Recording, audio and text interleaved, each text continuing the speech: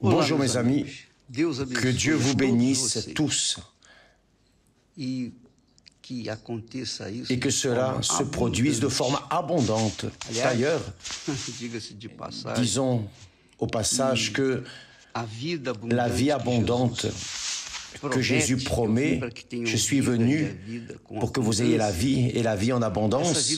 Cette vie abondante, la vie en abondance, n'arrive que lorsque la personne reçoit le baptême du Saint-Esprit, lorsqu'elle est scellée du Saint-Esprit, qui est le travail du Seigneur Jésus. Le Seigneur Jésus est celui qui baptise du Saint-Esprit.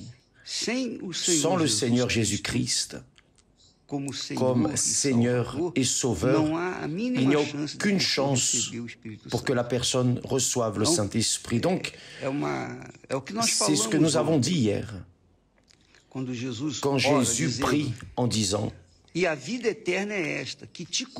la vie éternelle, c'est qu'ils te connaissent, toi. La vie éternelle, c'est qu'ils te connaissent, toi, le seul vrai Dieu dans la prière. Donc, quand une personne, tant que la personne n'a pas le Saint-Esprit, l'Esprit de Dieu, elle ne connaît pas Dieu. Bien sûr, si elle ne connaît pas Dieu, comment est-elle enfant de Dieu? Je vous pose la question, comment une personne peut se dire enfant de Dieu si elle ne connaît pas le Père? Si elle ne connaît pas le Père, elle n'a pas de condition. Elle doit connaître. Donc, quand Jésus dit, lorsqu'il commence dans sa prière, il dit ainsi: Père, glorifie ton Fils afin que ton Fils te glorifie. Glorifie ton Fils afin que ton Fils te glorifie. Donc, cette révélation que la personne n'est enfant de Dieu, cela n'est possible que lorsque la personne reçoit le Saint-Esprit. Tant qu'elle ne reçoit pas le Saint-Esprit, elle ne peut pas dire « Mon Père qui est aux cieux ». Elle ne peut pas. Elle peut le dire, bien sûr. Tout le monde parle, Dieu est Père. Dieu est Père, Père de tous. Nous sommes tous enfants de Dieu. Les personnes peuvent dire ce qu'elles veulent, penser ce qu'elles veulent, mais la réalité, le fait est autre. Enfant, ce n'est que ceux qui naissent de Dieu. Et pour naître de Dieu, enfants de Dieu, ne le sont que ceux qui naissent de Dieu. Mais pour naître de Dieu, la personne doit naître d'eau et du Saint-Esprit. Jésus dit cela. Mais pour naître d'eau et du Saint-Esprit, la personne doit passer par un lavage spirituel, par une purification, par le salut que seul le Seigneur Jésus peut donner. Raison pour laquelle nous menons aux personnes l'évangile du Seigneur Jésus. Quand la personne croit dans le Seigneur Jésus lave cette personne, la scelle du Saint-Esprit, et elle devient alors enfant de Dieu. Donc, laissez-moi vous expliquer cela pour qu'il n'y ait aucun doute. Jésus dit ainsi, nous avons lu cela ces derniers jours. Jésus a dit, glorifie ton Fils afin que ton Fils, se référant à lui-même, te glorifie, selon que tu lui as donné pouvoir sur toute chair, c'est-à-dire tout être humain, afin qu'il accorde la vie éternelle à tous ceux que tu lui as donnés. À tous ceux que tu lui as donnés, c'est-à-dire tous appartiennent à Dieu, toute âme est à Dieu, toute âme est à Dieu. Mais Le salut n'arrive qu'à ceux que le Père envoie au Fils. Le Père, le Dieu Père, prend la personne, beaucoup sont appelés, peu sont élus. Donc, il prend les élus, qui sont les sincères, et les mène jusqu'à son Fils, parce que seul son Fils a le pouvoir pour les sauver. Parce que Jésus est mort, il a donné son sang, il a pris la place des sincères sur la croix. Donc, lui seul a le pouvoir de donner le salut, de laver les péchés par son sang, les purifier et même les baptiser du Saint-Esprit. C'est ce que le Seigneur Jésus fait. Et à tous ceux que tu lui as donnés. Ce n'est pas tout le monde, je veux dire. Il ne demande pas pour le monde. Il demande, il prie pour ceux que le Père lui a donnés. Le Père lui a donné. Et ceux qui ont été donnés par le Père, qui sont les sincères, sont sauvés. Ils sont sauvés. Ils sont lavés dans le sang du Seigneur Jésus. Jésus a l'autorité pour les laver, les purifier, les rendre innocents à cause du prix qu'il a payé au calvaire. Donc, Jésus ne lave pas seulement et purifie des péchés, il élimine le passé, il scelle également, il baptise du Saint-Esprit pour qu'elles ne viennent pas à tomber, qu'elles ne viennent pas se dévier, pour qu'elles continuent à être fortes. Et là, oui, une fois qu'elles sont scellées du Saint-Esprit, elles deviennent enfants de Dieu. Et là, Jésus les rend au Père. Tiens, mon Père, le travail que tu m'as donné à faire, je l'ai fait. Et c'est ce qu'il dit ici, au verset 4. Il dit, je t'ai glorifié sur la terre.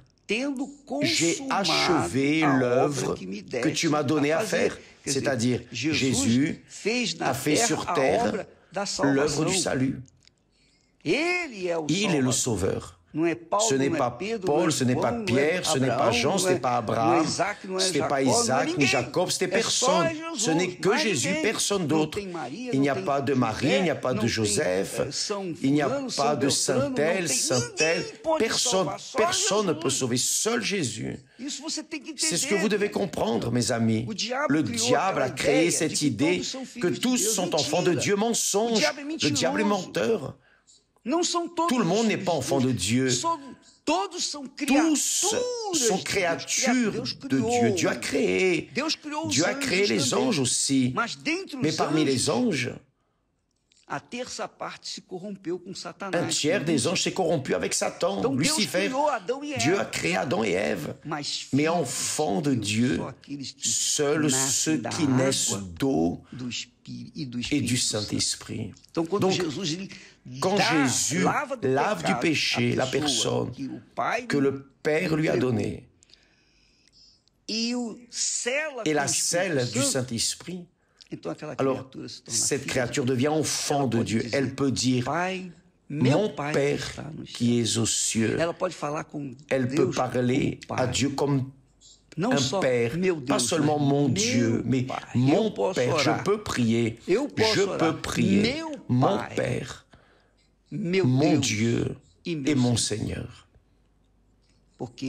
Parce que j'ai été engendré, né du Saint-Esprit, parce que Jésus m'a lavé et m'a baptisé du Saint-Esprit. Donc cela vaut la peine que les personnes fassent tous les sacrifices possibles et l'impossible pour recevoir le Saint-Esprit. Parce que le Saint-Esprit est le sceau, la garantie, le gage du propre Seigneur Jésus que cette créature véritablement est enfant de Dieu. Donc, les églises sont remplies de personnes qui malheureusement, vraiment, c'est dur de dire cela, des personnes qui sont trompées dans l'illusion, elles pensent qu'être enfant de Dieu, c'est comme les incrédules qui vivent dans le péché et pensent qu'elles sont aussi enfants de Dieu. Non, les enfants de Dieu sont ceux qui sont engendrés d'eau et du Saint-Esprit. Vous pouvez lire Jean chapitre 3, vous allez voir cela. Jean parle à ce sujet. D'ailleurs, disons-le, le texte dit, tous ceux qui ont reçu Jésus, il leur a donné le pouvoir de devenir enfants de Dieu. Il leur a donné le pouvoir, mais il faut accepter Jésus. Donc, ce n'est pas Mahomet, ce n'est pas Marie, ce n'est pas Antoine, ce n'est pas Joseph, ce n'est pas Abraham, personne. Ce n'est pas David, rien de tout cela. Seulement le Seigneur Jésus. Ceux qui ont été envoyés à Jésus ont été envoyés par le Père. Dieu le Père, il en est. Oh, lui et seulement lui peut te sauver. Une fois que Jésus les reçoit, il a dit, quiconque vient à moi, je ne le rejetterai pas. Une fois que la personne va à Jésus, lavé, purifié, scellé du Saint-Esprit, elle a le pouvoir d'être faite enfant de Dieu. Elle peut dire mon Père, mon Dieu et mon Seigneur. Elle peut dire cela. Elle peut dire mon Dieu et mon Père parce qu'elle est enfant. Et l'enfant a une intimité avec le Père. L'enfant a une intimité avec le Père. Elle n'a pas besoin de demander pour entrer dans la présence du Père. Mes enfants ne demandent pas pour entrer dans ma présence. Ils entrent, ils viennent. Parce qu'ils sont enfants. Ils ont une intimité avec le Père. C'est la réalité. Et Jésus dit, je t'ai glorifié sur la terre, j'ai achevé l'œuvre que tu m'as donné à faire. C'est ça, c'est exactement cela. Ce que le Seigneur m'a donné, je les ai lavés, purifiés, scellés du Saint-Esprit. Maintenant, je te les rends. C'est la gloire de Dieu. Donc, les enfants de Dieu, après être passés par le Seigneur Jésus, par le processus du salut, et qu'ils ont reçu le Saint-Esprit, ils deviennent, disons, la gloire de Dieu dans ce monde. Et Jésus continue en disant, et maintenant, toi, Père, glorifie-moi auprès de toi-même, de la gloire que j'avais auprès de toi avant que le monde soit. C'est-à-dire, Jésus était déjà glorifié. Mais il est descendu de la gloire, précisément pour faire ce travail de sacrifice, mort, pour ce que Dieu leur a donné, que Dieu lui a donné. Avez-vous compris, mes amis? Nous allons continuer demain. Prenez votre Bible pour étudier, pour méditer, chaque fois que vous participez à ce direct. D'accord? Que Dieu vous bénisse tous et à demain. N'oubliez pas, purifiez-vous, lavez-vous. Je sais que vous ne pouvez pas vous laver de vos péchés. Cela n'est possible qu'avec le sang de Jésus.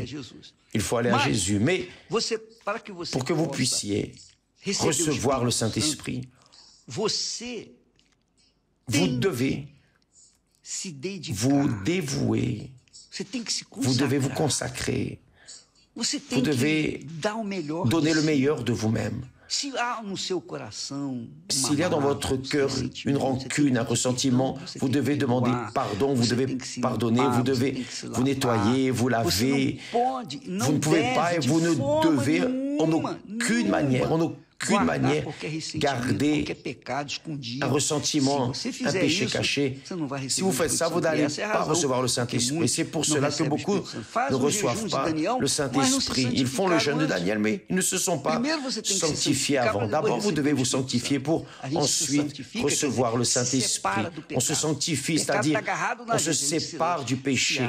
Le péché est accroché à nous, mais on se lave du péché à travers le Seigneur Jésus et on s'éloigne de ce péché. Donc les personnes, amis, parents, êtres chers, etc., qui sont des personnes indigènes, qui sont pécheresses, la conversation est une conversation qui ne vaut rien, blablabla, c'est des ragots, des conversations impures. On s'éloigne de ces personnes, même si c'est votre mère, votre père, vos enfants, peu importe. Éloignez-vous le plus possible pour que vous puissiez être avec votre pensée pure, votre conscience pure, purifiée. Parce que lorsque nous entrons en conversation avec une personne incrédule, nous nous contaminons. C'est la réalité. C'est pour cela que beaucoup de personnes veulent recevoir le Saint-Esprit, mais elles veulent aller aussi dans les fêtes. Ça ne marche pas. Dans les fêtes, vous allez recevoir le diable. Et pour recevoir le Saint-Esprit, vous devez vous consacrer, éliminer ces mauvaises amitiés et rester seul avec Dieu. D'accord? Que Dieu vous bénisse et à demain au nom du Seigneur Jésus-Christ. Amen.